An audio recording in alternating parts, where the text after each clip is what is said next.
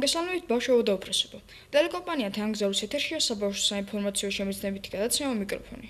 ჩვენ გადაცემის წამყვანები მიკროფონის ერთგულ მაყურებელს, ჩვენს კოლეგებთან, პატარა ჟურნალისტებთან ერთად დღესაც ბევრ საინტერესო თემაზე გესაუბრებით. შეგახსენებთ, რომ ჩვენ შესახებ უფრო ვრცელი ინფორმაციის მისაღებად შეგიძლიათ ეწვიოთ მიკროფონის ვებგვერდს mikrofon.lg. ჩვენთან დაკავშირება კი შეგიძლიათ ტელეფონზე 757-90 ან ელექტრონულ მისამართზე მიკროფონი 2010 ზაღლუკა იაჰო კონში სპორტის დროა. მახო გძელი შუმა დღეისათვის საინტერესო ინფორმაცია მომზადა. მახო, დღეს რაზე ისაუბრებ? მოგესალმებით. მე დღეს ყველაზე ცნობილი და წარმატებული კალათბურთელის მაიკლ ჯორდანის შესახებ გესაუბრებით. მაიკლ ჯეფრი ჯორდანი ამერიკელი პროფესიონალი კალათბურთელი და მოქმედი ბიზნესმენია. კალათბურთის ნაციონალური ასოციაციის, ანუ NBA-ის ვებგვერდზე მის ბიოგრაფიაში წერია: უდავოა მაიკლ ჯორდანი ყველა დროის საუკეთესო კალათბურთელია. მაიკლ ჯორდანი საკუთარი თაობის ყველაზე ღირებული სპორტსმენი და გადამწყვეტი ფიგურა 1980-90 წლებში NBA-ის მსოფლიო პოპულარიზაციაში. ჯორდანი 1963 წლის 17 თებერვალს ბრუკლინში, ნიუ-იორკში დაიბადა. ის უილმინგტონში, ჩრდილოეთ კაროლინაში იზრდებოდა.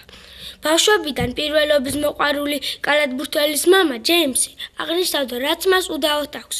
ეს შეჯიბრის სურვილია. ის ასეთი დაიბადა, მას ყველაზე მეტად საკუთარი თავის დამარცხება სურს. 1991 წელს ჯორდანი ჩრდილოეთ კაროლინის უნივერსიტეტში ჩაირიცხა, სადაც საკალათბურთო გუნდის მნიშვნელოვანი მოთამაშე გახდა.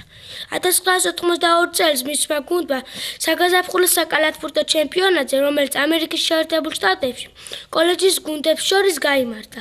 პირველობისთვის ბრძოლაში ჯორჯთაუნის უნივერსიტეტი დაამარცხა. გადამწყვეტი ბურთი კალათში მაიკლმა ჩააგდო.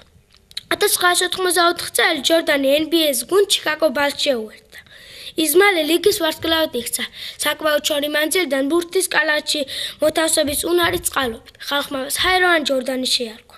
ჯორდანმა მალე საუკეთესო მცველის რეპუტაცია მოიპოვა. 1991 წელს მან ბურთთან ერთად NBA-ის პირველი ნაციონალური ჩემპიონატი მოიგო. დამატებით 1992-93 წლებში ჩემპიონის ტიტულის სამგზის მფლობელი გახდა. მაიკლ ჯორდანმა ახალი სიტყვა თქვა კალათბურთის ისტორიაში. ის ვილტ ჩემბერლენის შემდეგ პირველი მოთამაშე იყო, ვინც ერთ სეზონზე 3000-ზე მეტი ქულა მოიგო. 1992-93 წლის სეზონის დასრულების შემდეგ მაიკლმა დიდი ტრავმა განიცადა. კალათბურთელის მამას დაყაჩაღების მიზნით 2 არასრულწლოვანი თავს დაესხა.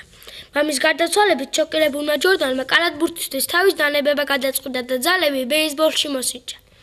თუმცა 1995 წლის მარტში ჯორდანი ჩიკაგო ბულს დაუბრუნდა.